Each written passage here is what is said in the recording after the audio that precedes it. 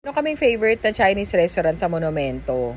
Merong sweet and sour doon, masarap. Kaya lang, ang tamis-tamis para sa akin. Go na lang tayo. This is my sweet and sour fish. Let's begin. Ang gamit kong fish is bakoko. Hindi talaga to dapat yung bibiling ko. Kaya lang, na-curious ako doon sa pangalan, bakoko. Sabi ng tindera, masarap daw yung laman. Kaya try natin. Nilagyan ko lang yan ng salt and pepper. Tapos ipipirito na natin until golden brown. Sa observation ko, habang pinipirito siya, walang lansa yung naamoy. Bili ko dito 200 pesos, 0.6 kilo. Golden brown na, set aside and do the sauce. Ito yung makailangan nating panggisa at gulay. Around 7 pieces or more garlic, imimince natin. Pag escabeche, gamit ko red onions, 2.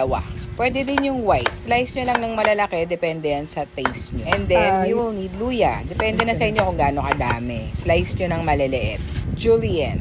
Then, the carrots. This is 1 piece, pero pwede nyong dagdagan. Bell pepper, isa lang i-cube nyo. Isang tangkay ng celery, masarap. Isa na natin.